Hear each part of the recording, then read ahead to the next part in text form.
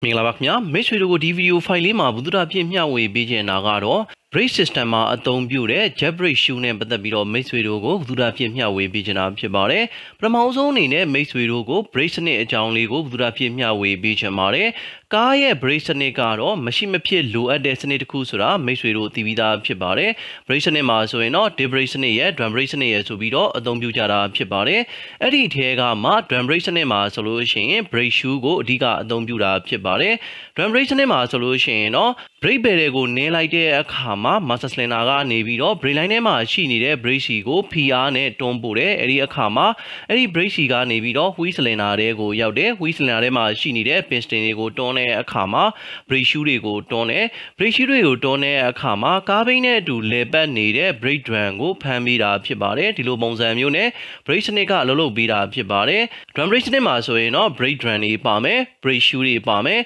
ဒါအပြင်ထဲထဲမှာ wheel cylinder တွေ piston တွေအစားရှိသဖြင့်ပါဝင်မှာဖြစ်ပါတယ်ရှူထိန်ပင်တွေလည်းပါဝင်မှာဖြစ်ပါတယ်အဲ့ဒီထဲကမှ brake shoe ကတော့အရန်ကိုအရေးကြီးတာဖြစ်ပါတယ်တကယ်လို့ brake shoe ကအရန်မာနေတယ်ဆိုလို့ရှိရင်လည်းအဆင်မပြေပါဘူးအရန်ပြော့နေတယ်ဆိုလို့ရှိရင်လည်းအဆင်မပြေပါဘူးအရန်ပြော့နေတယ်ဆိုလို့ရှိရင်လည်း brake shoe ကခဏလေးနဲ့စားသွားမှာဖြစ်ပါတယ်အဲ့ဒီလိုပဲအရန်မာနေတယ်ဆိုလို့ရှိရင်တော့ပြဿနာပိုပြီးတော့ရှိပါတယ် brake drum ကိုလည်းပွန်စားသွားနိုင်တယ်ဒါအပြင် brake နင်းရတဲ့အခါမှာလည်းတက်တောင့်တက်တာရှိမှာမဟုတ်ပါဘူးဒါကြောင့်မို့ brake စနစ်မှာဆိုလို့ရှိရင်တော့တက်တောင့်တက်တာရှိစေတဲ့ brake shoe တွေကိုအသုံးပြုတင်တာဖြစ်ပါတယ် brake shoe တွေမှာကတော့အခြေခံအဖြစ်အမျိုးအစားက၄မျိုးလောက်ရှိပါတယ် organic ဆိုတဲ့အမျိုးအစားရှိမယ် ceramic ဆိုတဲ့အမျိုးအစားရှိမယ်ဒါအပြင်အရန်ကိုမာတဲ့ metallic ဆိုတဲ့အမျိုးအစားရှိမယ်ဒါအပြင် semi metallic ဆိုပြီးတော့ရှိမှာဖြစ်ပါတယ်အဲ့ဒီထဲကမှ organic အမျိုးအစားကတော့သူ့ရဲ့စွမ်းဆောင်ရည်တွေကတော့အရန်ကိုနှိမ့်နေတာဖြစ်ပါတယ်ဒါအပြင်အတန်ဆူညံမှုကတော့နှိမ့်ပါတယ်ဒါပေမဲ့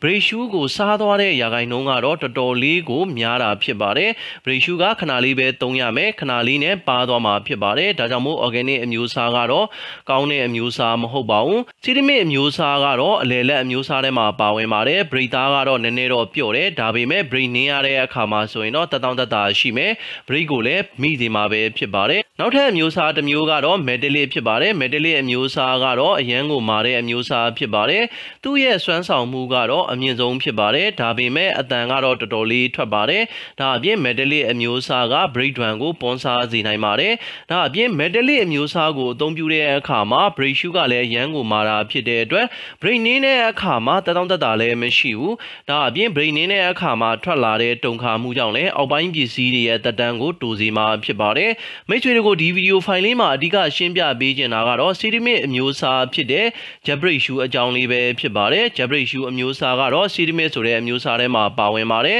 performance ကတော့အလယ်လက်အတွင်းမှာပါဝင်ပါတယ်သူရဲ့စွမ်းဆောင်မှုကအလယ်လက်တန်းသားထဲမှာပါဝင်တာဖြစ်ပါတယ်ဒါအပြင်အတန်ဆူညံမှုကလည်းအနိုင်ဆုံးအနေထားဖြစ်ပါတယ်ဒါအပြင်ပွန်စားမှုကလည်းတော်တော်လေးနည်းပါတယ် brake drum တွေပွန်စားမှုကိုလည်းတော်တော်လေးချော့ချစေနိုင်တာဖြစ်ပါတယ် brake shoe သားကတော့အနည်းငယ်ပြော့ပါတယ်ဒါကြောင့်မို့ brake ကလည်းတော်တော်လေးမိတဲ့အမျိုးအစားထဲမှာပါဝင်ပါတယ် brake နင်းလိုက်တဲ့အခါမှာ brake ကမိတယ်ဒါအပြင် brake နင်းလိုက်တဲ့အခါမှာတုန်ခါမှုကလည်းနည်းတာဖြစ်တဲ့အတွက်ကိုအောက်ပိုင်းပစ္စည်းတွေရဲ့တက်တန်းကိုလည်းရှည်ကြစီမှာဖြစ်ပါတယ်မိတ်ဆွေတို့အနေနဲ့ brake shoe တွေကိုအရန်မာတဲ့အမျိုးအစားကိုထည့်တဲ့အခါမှာ brake စနစ်ကြောင့်တုန်ခါမှုကအောက်ပိုင်းပစ္စည်းတွေကိုလည်းထိခိုက်စေနိုင်တယ်ဒါကြောင့်ကုန်ကျစရိတ်ကလည်းပိုပြီးတော့များစေနိုင်တာဖြစ်ပါတယ်ဒါကြောင့်မို့မိတ်ဆွေတို့အနေနဲ့ JETBrake Shoe အမျိုးအစားကတော့သုံးဖို့သင့်တော်တဲ့အမျိုးအစားတစ်ခုထဲမှာပါဝင်တာဖြစ်ပါတယ် brake shoe ဆိုတာကတော့ကားရဲ့ brake စနစ်မှာအမျိုးအစား2မျိုးသုံးပါတယ်တစ်မျိုးကတော့ parking brake အမျိုးအစားဖြစ်ပါတယ်နောက်ထပ်တစ်မျိုးကတော့ yo-yo brake အမျိုးအစားဖြစ်ပါတယ် yo-yo brake ဖမ်းတဲ့အခါမှာရှေ့ brake ကလည်းကားဘိန်းကိုဖမ်းပေးသလိုနောက် brake ကလည်းကားဘိန်းကိုဖမ်းပေးတာဖြစ်ပါတယ်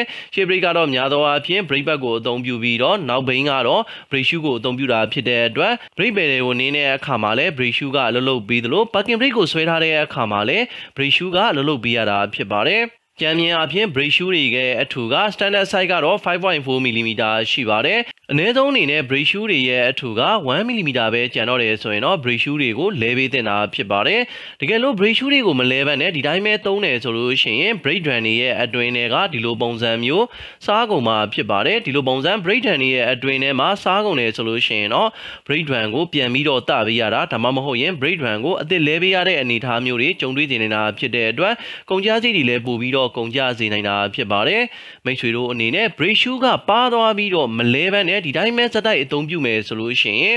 brake short စီနိုင်တဲ့ပြစ်ချက်မျိုးတွေဒါအပြင် brake drum တွေပျက်စီးစေနိုင်တဲ့ပြစ်ချက်မျိုးတွေလည်းကြုံတွေ့စေနိုင်ပါတယ်ဒါအပြင် brake နင်းလိုက်တဲ့အခါမှာကားကဘယ်ညာဆွဲတဲ့ပြဿနာမျိုးတွေလည်းကြုံတွေ့စေနိုင်တာဖြစ်ပါတယ်ဒါအပြင် brake ညှော်နှံ့ရတဲ့ပြဿနာမျိုးတွေလည်းကြုံတွေ့စေနိုင်ပါတယ်ဒါအပြင် brake မီးလင်းတဲ့ပြဿနာမျိုးတွေဒါအပြင်အတန်ထွက်တဲ့ပြဿနာမျိုးတွေကိုလည်းကြုံတွေ့စေနေတာဖြစ်တဲ့အတွက်မိတ်ဆွေတို့အနေနဲ့ brake shoe တွေကသတ်မှတ်ထားတဲ့အထူပဲကျန်တော့တယ်ဆိုရင်တော့မဖြစ်မနေလဲပေးသင့်တာပဲဖြစ်ပါတယ်ဒါကတော့ JETBrake Shoe ကိုဘေးတိုင်းမြင်နေရတဲ့ပုံစံဖြစ်ပါတယ်ဒါကတော့ brake shoe ဖြစ်ပါတယ်ဒါကတော့ brake ရဲ့ liner လို့ခေါ်ပါတယ်ဒီနေရာကတော့သူ့ရဲ့အထူက5 mm ရှိပါတယ် brake shoe ကသူ့ရဲ့အထူက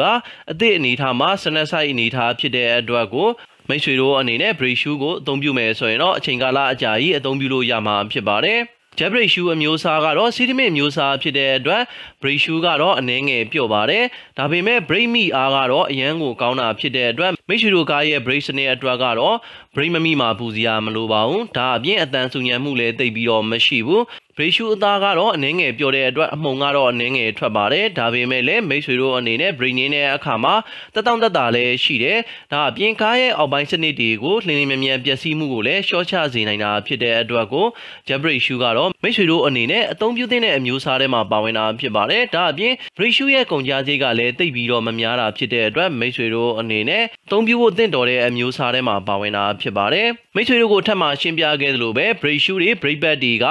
မာတဲ့အမျိုးအစားကိုအသုံးပြုတဲ့အခါမှာအောက်ပိုင်းပစ္စည်းတွေဖြစ်တဲ့တိုင်ရော့တွေဘောကျွိုင်းတွေဒါအပြင် main လုံးတွေလို့ခေါ်တဲ့တိုင်ရော့အန်တွေ rat အန်တွေကိုလည်းပျက်စီးစေနိုင်တာဖြစ်ပါတယ်ဒါအပြင် rubber boot တွေကိုလည်းပျက်စီးစေနိုင်တယ်ဒါအပြင် short bar တွေရဲ့တက်တန်းကိုလည်းတိုးစေနိုင်တာဖြစ်တဲ့အတွက်ကိုကားရဲ့အောက်ပိုင်းစနစ်တွေကလင်းလင်းမြန်မြန်ပျက်စီးစေနေတာဖြစ်တဲ့အတွက်မာတဲ့ brake pad တွေ brake shoe တွေကိုတော့အသုံးမပြုသင့်ပါဘူးမိတ်ဆွေတို့ကိုဒီဗီဒီယိုဖိုင်လေးမှာဘူဒရာဖြစ်မျှဝေပေးခဲ့တာကတော့ကားရဲ့ brake system drum brake စနစ်မှာအသုံးပြုတဲ့ JETBrake shoe နဲ့ပတ်သက်ပြီးတော့မိတ်ဆွေတို့ကိုဘူဒရာဖြစ်မျှဝေပေးခဲ့တာဖြစ်ပါတယ်ကျွန်တော်ရဲ့ဗီဒီယိုဖိုင်လေးကိုအဆုံးထိကြည့်ရှုပေးတဲ့အတွက်ကျေးဇူးအများကြီးတင်ပါတယ်ခင်ဗျာ